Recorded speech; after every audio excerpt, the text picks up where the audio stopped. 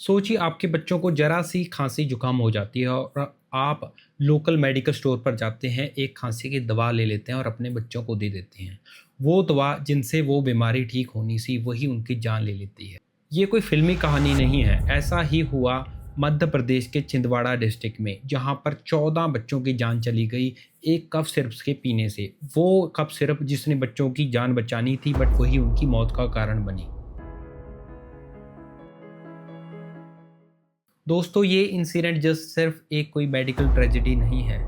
ये हमारे जो मेडिकल सिस्टम है उसकी मिरर इमेज है। ये बताता है हमें कि कैसे रेगुलेटरी लूपहोल्स हैं, कैसे डॉक्टर यहाँ पर लापरवाह हो जाते हैं और थोड़े से पैसों के लालच में जो मैन्युफैक्चरिंग कंपनी है ये सब मिल करके कैसे बच्चों की जान ले लेते हैं। इस वीडियो में आज हम एनालिसिस करने की कोशिश करते हैं कि इसके लिए जिम्मेवार कौन है, पूरी घटना कैसे हुई और सबसे इम्पॉर्टेंट, और क्या ये इंडिया के लिए एक वार्निंग है उस समय पर जब इंडिया को वर्ल्ड की फार्मेसी बोलते हैं।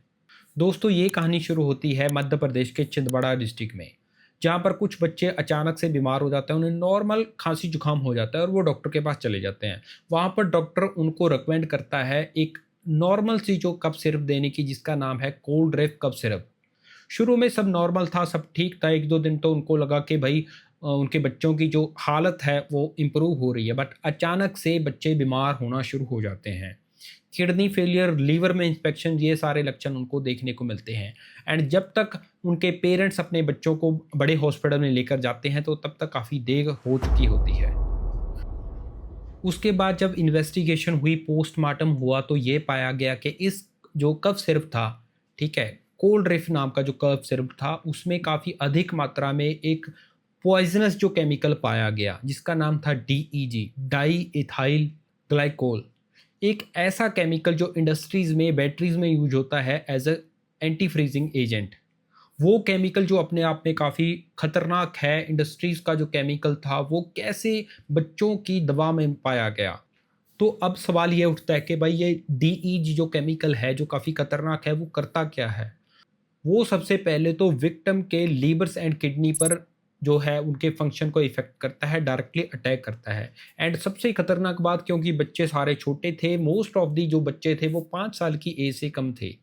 ये दवाई लेने के तुरंत बाद जो उनके जो मतलब स्टमक में पेन होना शुरू हो जाता है, वो बताते हैं कि पापा हमें पेन हो रहा है, उनका यूरिन आना बंद हो जाता है। एंड इस तरीके से उनका जो कंप्लीट जो किडनी का फेलियर वो सामने आता है।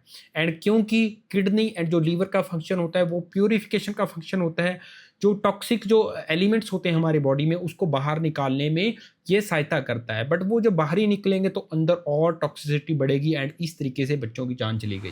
तो दोस्तों, ये कोई पहली बार नहीं हुआ। 2022 में ऐसा ही गाम्बिया में हुआ था, जहां पर 70 बच्चों की जान चली गई थी। एंड वो वाला जो कफ सिरप था वो इंडिया की जो फार्मास्यूटिकल कंपनी थी उन्होंने ही एक्सपोर्ट किया था।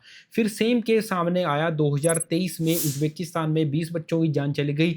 अब 2025 में अपने जो खुद के देश में मध्य प्रदेश में 14 बच्चों की जान चली गई। तो सवाल ये खड़ा होता है कि इतने सारे इंसिडेंट के बाद क्या कुछ हमने सीखा। उससे भी बड़ा सवाल ये है कि इसके लिए जिम्मेवार कौन है, किसकी अकाउंटेबिलिटी बनती है। क्या भाई वो फार्मास्यूटिकल जो कंपनी जिसने कोल्ड रिफ नाम की कफ सिरप बनाई जिसका नाम था सीरीशेन फार्मास्यूटिकल्स, वो जिम्मेवार है, या वो डॉक्टर जिसने ये जो दवाई प्रिस्क्राइब की बच्चों को, भाई ये दवाई दे दो आपकी खांसी ठीक हो जाएगी, वो जिम्मेवार है, या फिर जो हमारे देश में जो ड्रग की जो मॉनिटरिंग करती है अथॉरिटी, जो इंस्टीट्यूशन है, कहीं ना कहीं उनका भी फेलियर है। कंपनीज पर एफआईआर की गई, डॉक्टर्स को अरेस्ट कर लिया गया एंड स्टेट वाइड ड्रग्स पर बैन लगा दिया गया। बट क्या ये सब जो स्टेप्स हैं वो सफिशिएंट हैं? क्या ये उन बच्चों को जिनकी मौत हो गई उनको वापस लगा सकते हैं? बिल्कुल नहीं। ये जिस छिंदवाड़ा के बच्चों की लोकल कहानी नहीं है, ये हर एक इंडियन पेरेंट्स के लिए एक वार्निंग है कि कैसे एक जान बचाने वाली जो मेडिसिन है वो कहीं मौत का शबाब ना बन जाए।